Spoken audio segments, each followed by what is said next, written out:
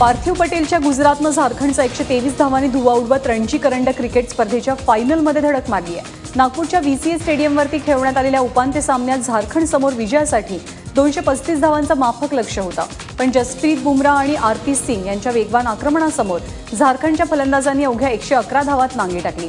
बुमराहने 29 धावा 6 आणि आरपी सिंगने 25 धावा 3 विकेट काढत गुजरातच्या सनसनाटी विजयात मोलाची भूमिका बजावली।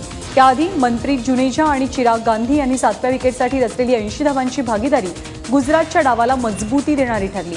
मनप्रीत जुनेजाने 81 तर चिराग गांधीने 51 धावांची खेळी रचली।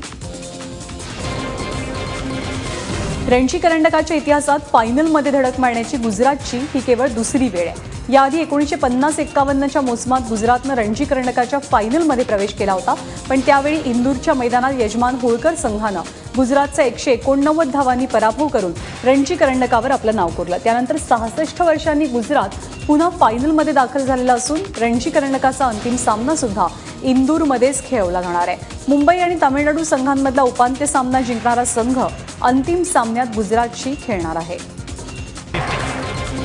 दक्षिण आफ्रिकेच्या वर्नॉन फिलँडर आणि कासिगो रबादानं प्रत्येकी 4-4 फलंदाजांना माघारी धाडत केपटाऊनच्या दुसऱ्या कसोटीत श्रीलंकेचा पहिला डाव अवघ्या 110 धावात गुंडाळला। फिलँडर आणि रबादाच्या या कामगिरीनं दक्षिण आफ्रिकेला 182 धावांची मोठी आघाडी मिळवून दिली आहे। कोलकाता नाईट रायडर्स या IPL फ्रँचायझीनं माजी कसोटीवीर लक्ष्मीपती बालाजीची गोलंदाजी प्रशिक्षक म्हणून नियुक्ती केली आहे। बालाजी हा मूळचा कोलकाता नाईट रायडर्सचा शिलेदार आहे। त्याला 2011 ते 2013 या कालावधीत IPLच्या रणांगणात कोलकात्याचं प्रतिनिधित्व केलं होतं। कोलकात्याच्या 2012 सालच्या IPL विजेतेपदाच्या कामगिरीत त्याचा मोलाचा वाटाही राहिला आहे। बालाजीनं 2016 साली प्रथम दर्जाच्या क्रिकेटमधून निवृत्ती स्वीकारली, पण तामिळनाडूचा गोलंदाजी प्रशिक्षक या नात्यानं तो खेळाशी निगडीत राहिला। आता IPLच्या रणांगणात सुद्धा तोच कोलकात्याकडनं त्याच भूमिकेत दिसेल। महाराष्ट्राचा पैलवान उत्कर्ष काळेनं प्रो रेसलिंग लीगमध्ये आपल्या कामगिरीनं कुस्तीप्रेमींची मनं जिंकली।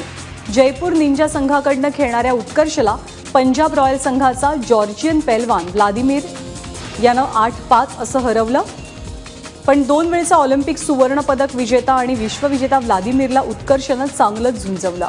उत्कर्ष हा पुण्याच्या आंतरराष्ट्रीय क्रीडा संकुलात वस्ताद काकासाहेब पवार यांच्या मार्गदर्शनाखाली सराव करतो। कुश भगत आणि त्याच्यासारख्या उदयोन्मुख बुद्धिबळपटूंसाठी मंगळवारचा दिवस खूपच भाग्याचा ठरला। त्या चिमुरड्या बुद्धिबळपटूंना चक्क 64 घरांच्या राजासोबत खेळाचा डाव मांडता आला आणि त्या खेळाचे नवनवीन बारकावेही शिकून घेता आले। निमित्त होतं मुंबईच्या BKC परिसरात आयोजित मुंबई आंतरराष्ट्रीय बुद्धिबळ स्पर्धेचं। या स्पर्धेच्या पारितोषिक वितरण समारंभाला 5 वेळेला विश्वविजेता ठरलेला बुद्धिवीरपटू विश्वनाथन आनंद उपस्थित होता। त्यावेळी आनंद विजेत्या खेळाडूंना पारितोषिकं देऊन त्यांच्या कामगिरीचा गौरव केलाच, पण उदयोन्मुख खेळाडूंसोबत 2 हात करून त्यांच्यासोबत आपला अनुभव सुद्धा शेअर केला।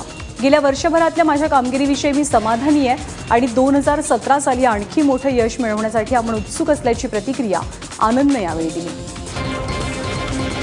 चॅम्पियन्स लीग फुटबॉल सामन्यादरम्यान केलेली वर्णभेदी शेरेबाजी चेल्सी क्लबच्या 4 चाहत्यांना भलतीच महागात पडली आहे। या प्रकरणातल्या पीडित व्यक्तीला 10,000 युरोंची भरपाई देण्याचा आदेश फ्रेंच न्यायालयानं चेल्सीच्या 4 चाहत्यांना दिलाय। ही घटना 2015 सालच्या फेब्रुवारीत घडली होती। त्यावेळी पॅरिस मेट्रोत चढण्याचा प्रयत्न करणाऱ्या एका कृष्णवर्णी इसमाला चेल्सीच्या 4 चाहत्यांनी खाली ढकलून वर्णभेदी शेरेबाजी केली। पॅरिस मेट्रो स्टेशनवरच्या CCTV कॅमेऱ्यानं ही दृश्य टिपली होती आणि तोच पुरावा ग्राह्य मानत चेल्सीच्या 4 चाहत्यांना भरपाईचा दंड सुनावण्यात आलाय।